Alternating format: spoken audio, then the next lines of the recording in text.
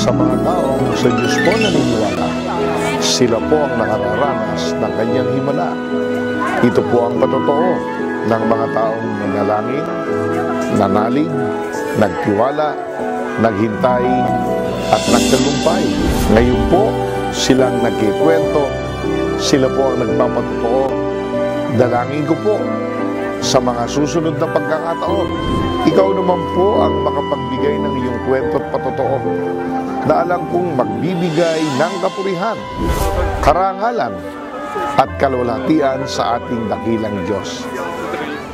Kaya nag-decide po na magpa-check up po ako sa NTU Hospital. At doon po, na-diagnose po ako na ako po ay may autoimmune disease at suspected po na may lupus. At umabot nga po ng ilang buwan, marami ng bawal na pagkain, halos organic na lang ang kakainin na sabi ng doktor na pwede. At sinabihan po ako sa company na mag-resign na lang kasi po hindi na maayos yung pagtatrabaho ko at hindi na po ako nakakapasok. At hindi pa rin po ako nagpatinag, lumalaban pa rin kasi alam po ng Diyos ay hindi po natutulog. Yung mga red line po ng mga test, lahat po yun ay nag-clear. Tunay nga po ng ating Lord na pinaglilingkuran ay tunay, tapat, at patuloy na gumagawa ng himala. Papatunayan ko pong muli yan sa inyo ngayong gabi. Nais ko lamang pong i-share nung May 16 po, hindi ko po yun makakalimutan. Umuwi po ako ng galing company, 5 p.m. Nag-early out po ako dahil sa sobrang sakit po ng ulo. Nanginginig ang katawan, masakit ang muscles at mga joints. Kaya nag-decide po ako na umuwi para magpahinga dahil ang nasa isip ko po ito ay normal lang na lagnat. Ngunit hindi po ito nawala. Umabot po siya ng 7 days. Come and go po yun at hindi po makatulog dahil sobrang sakit ng mga bones, mga joints ko po. Kaya nag-decide po na magpa-check up po ako sa NTU Hospital. At doon po, na-diagnose po ako na ako po ay may autoimmune disease at suspected po na may lupus. I-refer po ako sa isang rheumatologist na doktor ng autoimmune. Nag-undergo po ako ng gamutan ng ilang araw, ilang linggo at umabot po ng buwan. At dumating sa panahon po na binabago na lamang po yung dosage ng steroid. Tataas, bababa, depende po sa lumalabas na test ng blood test at hindi po nagbabago. Pumunta po ako sa isang specialist na po ng autoimmune at nag-test po ako ng maraming beses at yun po ang nakita ulit. Positive po ako sa autoimmune at suspected na lupus, degree 1 na po siya. Dahil po yun ay private hospital, ang unang session ko po 10,000, 20,000, umabot ng 15,000. Hindi ko po inisip dahil gusto ko pong gumaling at yung pananampalataya ko sa Lord ay lagi kong pinangahawakan na kung kaya niya akong pagalingin noon, how much more pa ngayon. Kaya ang lagi ko lang nilalagay sa isip ko na may gagawin ng Diyos. Nagpatuloy po ako noon hanggang naging apple of the eye na po ako sa company na hindi na po ako nakakapagtrabaho ng maayos. Ma-absent po ako ng biglaan pag hindi na po talaga kaya dahil sa lagnat at mga joint pain po na nararamdaman ko. At sinabihan po ako sa company na mag-resign na lang kasi po hindi na maayos yung pagtatrabaho ko at hindi na po ako nakakapasok. At hindi pa rin po ako nagpatinag, lumalaban pa rin kasi alam po ng Diyos ay hindi po natutulog. Kaya nag-pray ako sa Lord na kung ano po ang plano niya, siya po ang masusunod. Ang panalangin ko lang po doon sa Lord na ilipat ako ng ibang department kasi nasa chemical department po ako at nakikita po sa mga test na aking pong pinagdaanan, high exposure na po ako sa chemical. Yun din po yung reason kaya po bumababa ang immune system ng katawan. Nilipat po ako, ang galing pong sumagot ng Lord. October po, sinagot ng Lord ang aking panalangin, ilipat po ng department. Nilipat po ako ng shift na night shift. Sabi ko po ay hindi pwede kasi nga ako po ay may karamdaman. Hanggang nakikita po nila na maayos naman po ako sa trabaho, pero pag-uwi po talaga galing sa trabaho ng umaga, ano po, hindi na po talaga kaya ng katawan, nanginginig po ako. Hindi po nila yung tiningnan kasi ang gusto po ng company namin dahil paulit-ulit nang nangyayari ay mag-resign na lang. December 9 po pala, ako po ay isinugod ulit sa Makay dahil nag-nosebleed na po, mataas ang lagnat at joint pain. At ang nakita po doon ay may autoimmune ako at positive na siya sa meningitis. Isa po itong inflammation ng autoimmune na meron na po akong virus sa brain na nasa buto na po siya. Mm. At sabi po ng doktor ay kailangan po akong kuhanan ng fluid sa spinal cord para po makita ang test.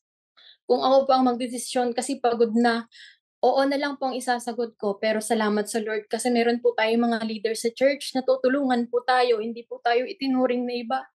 Sila po ang tumulong sa akin para magdesisyon ng tama kong gagawin. Nag-decide po sila Pastor Julius, nadalhin po ako sa veterans first second opinion. Na-admit nga po ako ng gabing yon, sabi pa ay kailangan pang kuhanan ng fluid. Pagkakuha niya po ng fluid para isahan na lang sakit, sinaksakan na rin po pala ako ng steroid na anti-inflammation. Kaya isahan na lang po yung sakit. Kinabukasan, sabi po ng doktor sa akin, bawal po akong kumilos at 3 to 5 days po bago ko po maibalik yung paglalakad, pagtayo ng normal. Pero praise God po kasi kinabukasan nakatayo na po ako. Kalahating buwan na akong absent pero gusto ko pang gumaling.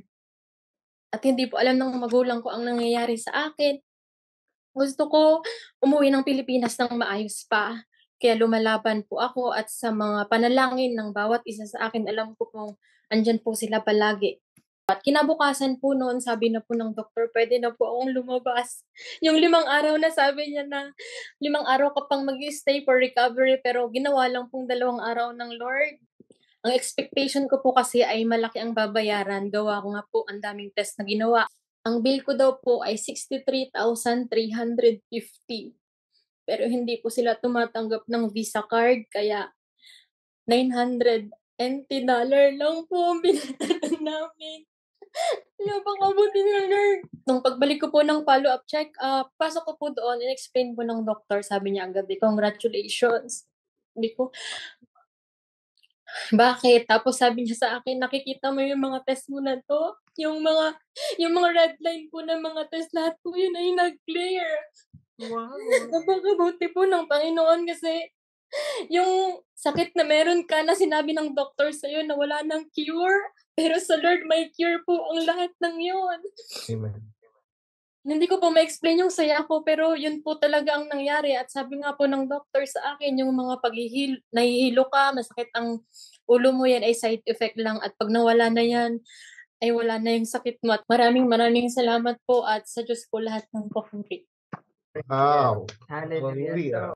Basahin ko na itong Romans 8:32. He who did not spare his own son, but gave him up for us all, how will he not also, along with him, graciously give us all things? Amen? So, imposible, pero ang Diyos nga, hindi niya ipinagkait ang kanyang bugtong, yung pinakamahalaga sa kanya doon sa langit.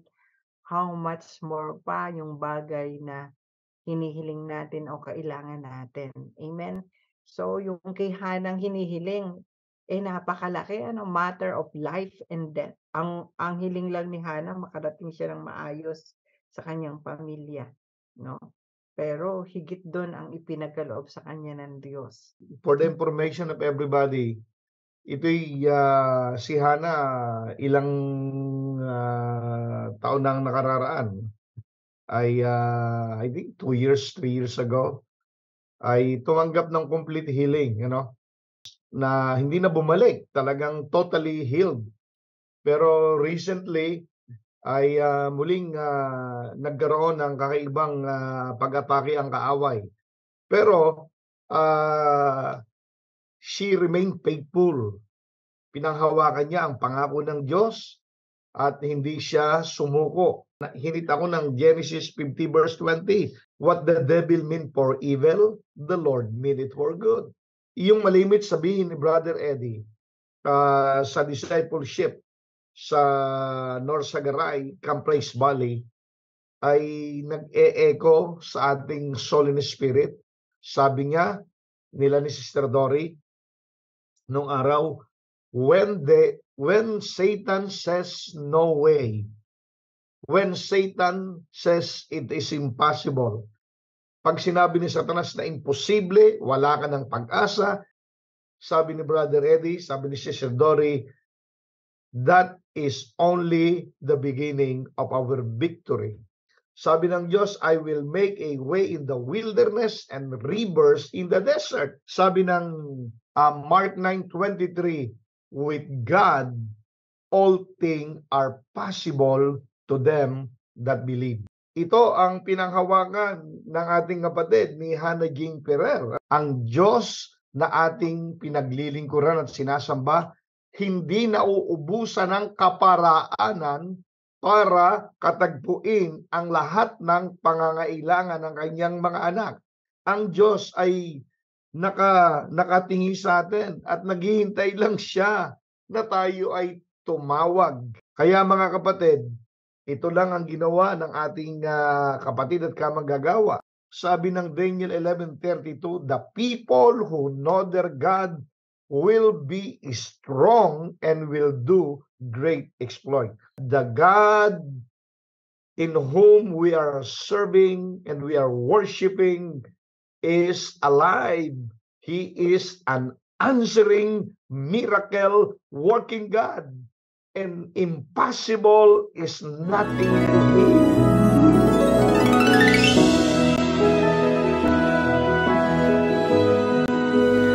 Purihin po ang Panginoon. Natunghayan po natin ang isa na namang kamanghamanghang patotoo na nagpapatunay po ng katapatan ng Diyos sa buhay po ng ating kapatid na si Hannah Jane. Si Hannah po ay na-diagnose ng isa sa pinakamalubhang sakit sa ating kapanahunan, ang autoimmune disease.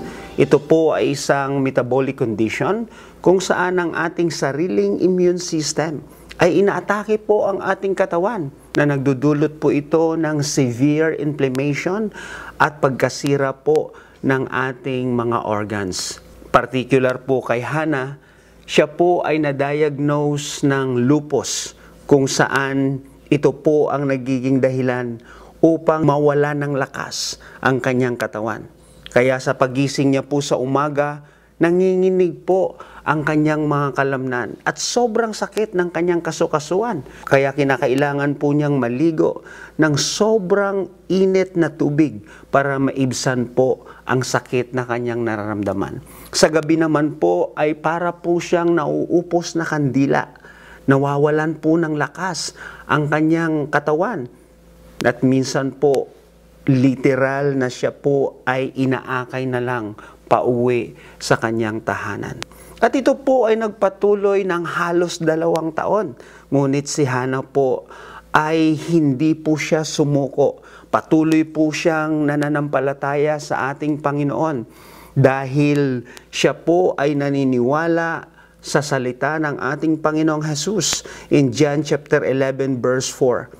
Na ang sakit at karamdaman na ito ay hindi hahantong sa kamatayan, bagkus ito po ay magbibigay ng karangalan sa Diyos at kaluwalhatian sa ating Panginoong Jesus. Kaya siya po ay patuloy na nananalangin.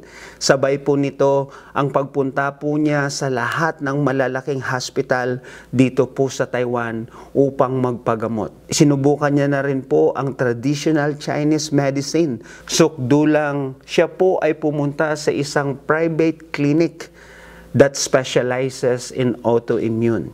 Ngunit lahat po ng ito ay hindi po nalunasan ang kanyang sakit. Isang araw po siya po ay nilagnat at kinumbulsyon. Nanginig po ang kanyang buong katawan at tumulo ang dugo sa kanyang ilong. Kaya siya po ay isinugod sa emergency sa pinakamalapit na hospital. At pagkatapos po ng napakaraming test na patunayan na siya po ay merong meningitis. Ito po ay isang inflammation na pumasok po sa kanyang mga buto, sa kanyang spinal cord. At ang virus po ay malapit nang umakyat sa kanyang utak. Kaya ang hospital po ay nag-request ng isang test kung saan kukuhanan po siya ng bone marrow at fluid sa kanyang spinal cord.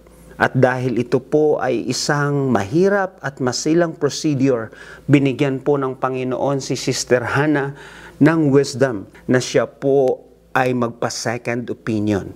Kaya si Hannah po ay nag-decide na pumunta ng Veterans Hospital dito po sa Taipei para po magpa-check up. Dahil siya po ay naniniwala sa sinasabi ng Psalms 118 verse 17, I will not die but live and will proclaim what the Lord has done. Kasabay po ng kanyang pananalangin na bigyan po siya ng pabor ng ating Panginoon. At tunay nga po, nung siya po'y pumunta sa Taipei Veterans Hospital, ay binigyan po siya ng Panginoon ng isang dalubhasang doktor na merong malasakit. Pagkatapos po siyang ma-check up, hindi na po nag-atubili ang doktor na siya po ay i-admit sa emergency dahil sa urgency ng kanyang kalagayan. Pagkatapos po ng napakaraming test, halos 30 vials ng dugo ang kinuha po sa kanya. At napakarami pa pong mga test tulad ng MRI, CT scan, X-ray, at marami pa pong iba. Nag-require po ang doktor na kinakailangan talagang siya ay makuhanan ng fluid sa spinal cord. Pero ang himala po ng Diyos na habang kinukuhanan po siya ng fluid, binigyan po ng wisdom ng Panginoon ang doktor para isabay na rin po ang gamot na iturok sa kanyang spinal cord para sa inflammation. At pagkatapos po ng mga test na ito, nagpahinga po si Hannah ng 3 days. At nung siya po ay bumalik para po sa kanyang check-up, nagulat po ang doktor nung makita po niya ang result. Dahil nawala po ang meningitis sa kanyang mga buto. At hindi lang po yon, hindi na po makita ang anumang trace ng autoimmune disease. Pati po ang lupus ay naglaho na parang bula. Napakabuti nga po ng Panginoon. Tunay nga po ang kanyang sinasabi sa Romans chapter 8 verse 28, that all things will work together for good to those who love God and are called according to His purpose. Kayo po ba ay nakakaranas ng napakaraming mga problema? Sobrang bigat po ba ng inyong mga suliranin? O di kaya kayo po ay na-diagnose ng isang sakit at karamdaman na sinasabi ng siyensya, wala na pong lunas, tinanggihan na po kayo ng doktor, or even kayo ay nasa bingit ng kamatayan. Mga kaibigan at mga kapatid, huwag po tayo mawalan ng pag-asa. Bagkos tayo po ay manampalataya sa ating Panginoong Hesus na siya ang Diyos ng himala. Dahil sinasabi po ng Romans chapter 10 verse 11 that anyone who believes in Him will never be put to shame. Ang kailangan lang po nating gawin ay tumawag sa ating Panginoon. Dahil siya po ay nangako in Romans chapter 10 verse 13 that those who call upon the name of the Lord will be saved, will be healed, will be delivered. Kaya po, kung nais po nating maranasan ang nangyari kay Sister Hannah, ang kailangan po nating gawin ay manampalataya sa ating Panginoon. Tulad po ng sinasabi ng Romans chapter 10 verse 9, that if you confess with your mouth that Jesus is Lord and believe in your heart that God raised Him from the dead, you will be saved. Kung nais mo, tayo po ay saglit na pumikit, yumuko, at sumunod ka lang po sa isang maiksing panalangin. Sabihin po natin, Panginoong Hesus, kinikilala kita sa aking buhay. Patawarin niyo po ako sa lahat-lahat ng aking kasalanan. Linisin niyo po ako ng iyong banal na dugo. At sa oras na ito, tinatanggap kitang tunay bilang aking Panginoon, Diyos, at sariling tagapagligtas ng aking buhay. Manahan ka sa aking puso, maghari ka sa aking isipan. Maraming salamat po sa karapatang maging anak ng Diyos. Ako na lang pong mananalangin. Dakila naming Diyos amang banal at mga pangyarihan sa lahat. Panginoon, sa oras na ito, narinig niyo po ang panalangin ng iyong mga anak.